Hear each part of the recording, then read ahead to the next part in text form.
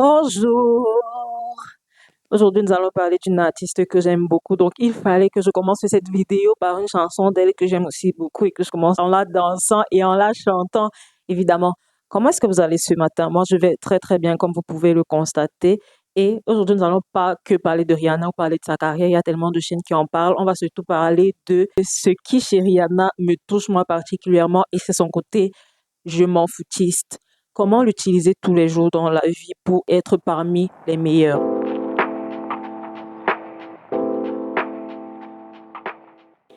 Rihanna, c'est une artiste, je vais dire artiste parce qu'elle fait beaucoup de choses autres que chanter barbadienne. Pour ceux qui ne la connaissent pas, allez taper Rihanna sur Google avant de revenir dans cette vidéo. Il y a beaucoup de choses à dire sur elle, mais on va juste se concentrer sur les choses sur elle qui sont intéressantes.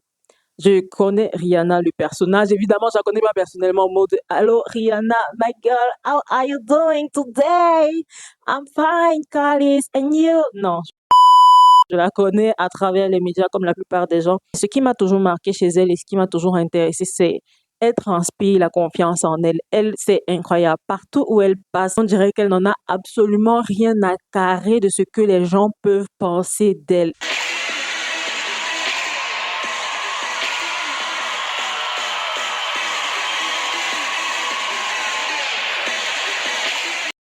Il y a ce côté tellement naturel dans sa façon de se présenter au monde. La première chose, c'est la confiance en soi. Dire juste comme ça, il faut avoir confiance en soi. Ça, tout le monde le dit, mais si c'était aussi facile, tout le monde le ferait. Mais je pense qu'il y a un côté où il faut croire en soi et croire à son instinct et en sa vision. Ça, c'est beaucoup plus compliqué parce que l'instinct étant quelque chose de plus ou moins nébuleux, c'est compliqué de se dire, ouais, je crois en moi, je crois en ma vision.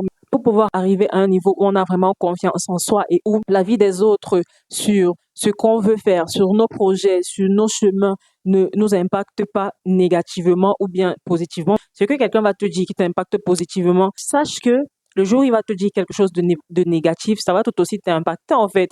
Donc, il faut pouvoir savoir faire la part des choses et pouvoir arriver à ce niveau où tu fais la part des choses. Ça demande un niveau de confiance quand même assez élevé, un niveau de confiance en sa vision et en son instinct. Prenons le cas où tu vas peut-être dire à quelqu'un, je veux devenir musicien. Il va te dire, hein? Tu veux devenir musicien, c'est-à-dire tu veux faire de la musique ton hobby, tu veux le faire de temps en temps, mais là je te demande quelle est ta vraie carrière. Non, ma vraie carrière, c'est vraiment musicien. Ah, c'est quand même que c'est très compliqué de vivre de la musique. Tu es sûr que tu peux t'en sortir? Très peu de personnes y arrivent. Et quand la personne commence à te dire toutes ces choses, ça commence à tourner dans ta tête et tu commences à perdre confiance en toi. Et je prends toujours les métiers artistiques parce que ce sont les métiers les plus précaires et ce sont les métiers où c'est tellement compliqué de vivre aisément de son activité que chaque fois que tu vas dire je veux devenir musicien, peintre, je sais pas moi quoi, on va te dire attention, c'est pas sûr que tu le fasses parce que on compte sur le bout des doigts les personnes qui réussissent à vivre de leur art. Si tu n'arrives pas à un niveau de confiance en tes capacités, tu vas jamais pouvoir le faire. Je suis sûre qu'il y a des gens qui ont dit à Rihanna que girl, ta façon de chanter là, tu penses vraiment que tu peux percer dans le milieu de la musique. En plus au States, non, il faut arrêter, il faut arrêter. Tu es une très belle femme. Au puis deviens mannequin ou deviens infirmière. Mais chanter là, laisse un peu ça de côté. Mais elle s'est dit, je vais le faire un point, c'est tout. Parce que les gens ne voient pas souvent ce qu'il y a à l'intérieur de nous. Il peut arriver que tu sentes que tu peux faire quelque chose, mais que les autres ne le voient pas. Ils n'ont pas besoin de le voir, on s'en fout en fait. Ils n'ont absolument pas besoin de le voir, mais à partir du moment où tu sens, que tu sais, que tu peux le faire, tu le fais, un point, c'est tout. Je me dis toujours que notre cerveau, notre cœur et notre corps ne peuvent pas nous amener vers des routes où ils savent qu'on ne peut pas s'en sortir. Quand tout ton corps brûle de vouloir faire quelque chose, il faut y aller. Parce qu'au plus profond de lui, il sait que je peux faire ça. Je peux faire ça. Et les autres ne vont pas forcément le comprendre. Ils n'ont pas à le comprendre. Si tu vas dire à ton parent, je vais être peintre, je vais vivre de ça, il a tout à fait raison d'émettre des doutes. Pas parce qu'il doute de toi, mais parce que quand il regarde le paysage, il voit que c'est pas quelque chose qui permet aux gens de vivre. Ils voient que les peintres, dans la plupart des cas, vivent dans des conditions précaires. Donc, c'est vraiment par amour pour toi quelque part et par peur que tu te perdes dans quelque chose qui va te dépasser, qui te dit arrête et poursuis tes études et cherche à faire une formation, tout ce qu'il y a de plus normal. Donc, il faut vraiment, vraiment, vraiment pouvoir arriver à un niveau où tu te fais confiance, où tu dis je sais que je peux le faire et je vais le faire pour pouvoir n'en avoir rien à foutre de ce que les gens autour de toi vont dire. Rihanna a quand même réussi le tour de force d'être comparée à Beyoncé, qui pour moi est l'une des plus grandes vocalistes de notre génération.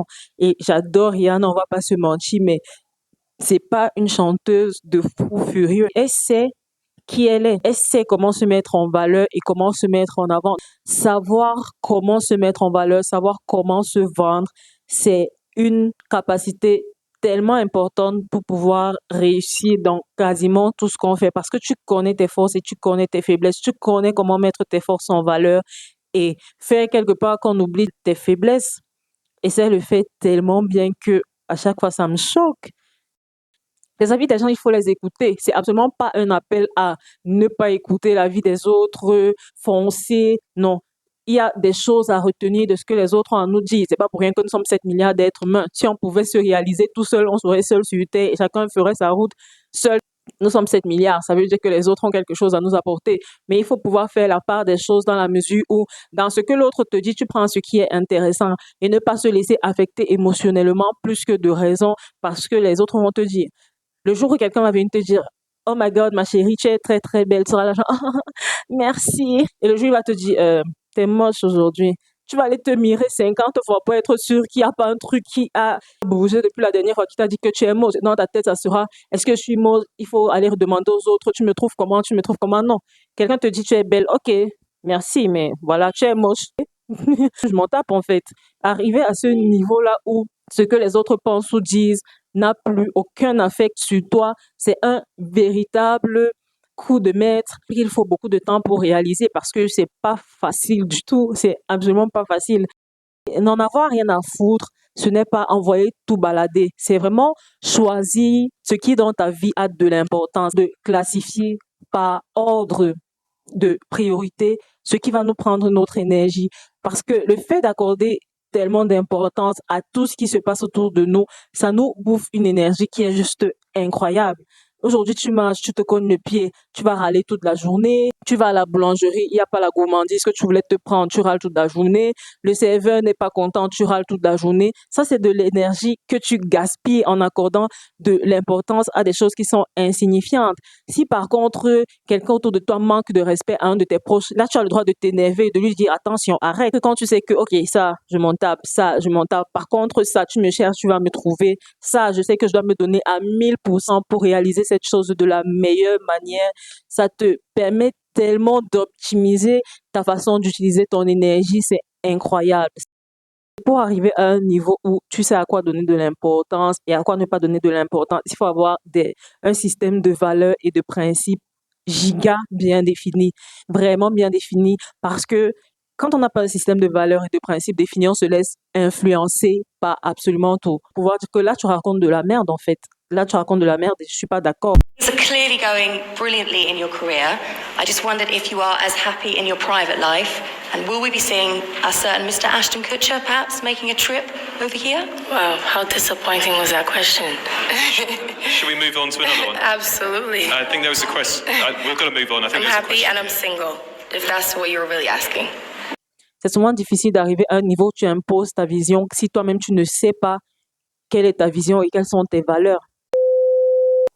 Il y a une vidéo que je regardais une fois et on demandait à Rihanna comment est-ce qu'elle fait pour arriver à ce niveau où on a l'impression que absolument rien ne lui fait peur, absolument personne ne lui fait peur. Et elle disait, ne laisse jamais les gens te voir transpirer. Quand tu marches la tête haute comme si le monde t'appartenait. You be fearless every day, and when you don't feel like it, just pretend, girl. That's it. Really and truly, don't let them see you sweat. Parce qu'il y a ce côté-là où tu dois, comme disent les Américains, fake it until you make it. Le monde est à toi à partir du moment où l'énergie créatrice a décidé que tu allais être là. Ça veut dire que tu as ta place et tu n'as absolument pas à t'excuser d'être là. Il faut pouvoir assumer ses choix. C'est comme quand tu fais un choix que beaucoup de gens ne comprennent pas et que tu décides juste de te lancer dedans et on va te dire, ouais, j'espère que tu vas assumer ton choix. Mais qu'est-ce que tu veux que je fasse d'autre que assumer ce choix? Il faut vraiment pas être frileux ou être peureux quand on a décidé de prendre une route et de se lancer là-dedans. Il faut juste se dire, je le fais et c'est tout. Peu importe les conséquences, je les assume. C'est pas donné à tout le monde de pouvoir être je m'en foutiste parce qu'il y a toujours ce côté-là où tu as peur de ce que les gens vont te dire. Si tu te lances dans un projet et tu échoues, tu as peur que les gens se moquent de toi, mais on s'en fout. Tu dois pouvoir juste assumer ce que tu as dit que tu ferais à la fin de la journée. Et je trouve que généralement, ce degré de je m'en foutisme apparaît quand on est vraiment passionné par quelque chose, quand on a une idée dévorante dans la tête et que personne ne peut venir nous l'enlever. Trouver une passion, c'est comme trouver un chéri dont on est fou amoureux parce que personne ne peut rien te dire. Personne ne peut absolument rien te dire. Tu vis pour cette passion et tu sais que tu peux le faire. Tu sais que tu peux le faire, même si les autres ne le savent pas. Et comme je disais, ils n'ont pas besoin de le savoir. Mais à côté de ça, tu sais lâcher prise. Tu sais que tu ne vas pas tout réaliser en une minute. Tu vas pas tout réaliser en une journée. Tu te laisses le temps d'évoluer dans ton art, le temps d'évoluer dans ta passion, sans te laisser perturber par les avis des uns et des autres, en restant concentré sur ce que tu veux, mais en adoptant un certain lâcher prise où tu te laisses la patience d'arriver au niveau de performance que tu veux sans pour autant te mettre la pression tous les jours parce que tu as l'impression qu'il faut prouver des choses aux autres. Il y a vraiment souvent ce côté-là où quand on te dit que tu peux pas le faire, tu dis, je vais vous montrer que je peux le faire, je vais vous montrer. Et tu essaies tellement de prouver, de prouver, de prouver que tu t'enfermes dans un stress qui n'est même pas nécessaire. Tu n'as absolument rien à prouver à personne vu que tu ne demandes pas aux autres de te prouver des choses. Ça va servir à rien de venir dans la vie de quelqu'un et de lui dire, OK, tu as dit que tu pouvais faire ça. Montre-moi alors que tu le peux. Non, tu es qui? Tu es mon Dieu, tu es moi. Il n'y a qu'à moi que j'ai des choses à prouver. Parce que même à ses proches, on n'a pas forcément des choses à prouver. C'est clair que quand ils sont fiers de nous, ça nous touche, c'est génial. Arriver à un niveau de je m'en tape conscient, c'est vraiment un je m'en tape conscient parce que tu décides de te concentrer et d'accorder toute ton énergie aux choses qui en valent la peine selon toi et de détourner ton attention des personnes, des avis, des choses qui ne sont là que pour absorber ton énergie inutilement. C'est un exercice très très compliqué, mais qui apporte tellement de résultats parce qu'à la fin de la journée, quand tu réussis à faire ça, tu es beaucoup plus en paix, tu es beaucoup plus en accord avec toi-même, tu es beaucoup plus aligné avec tes valeurs et avec tes choix que ça en vaut vachement la peine. Et moi, dans cet exercice-là, c'est Rihanna qui m'a beaucoup inspirée. Donc, je voulais la prendre un peu comme exemple. Merci à tous pour votre attention. Comme disait Rihanna, never let them see you sweat. Passez une bonne soirée. Prenez soin de vous. N'oubliez surtout pas de vous amuser parce qu'au final, cette terre, c'est un grand terrain de jeu pour tous les êtres vivants.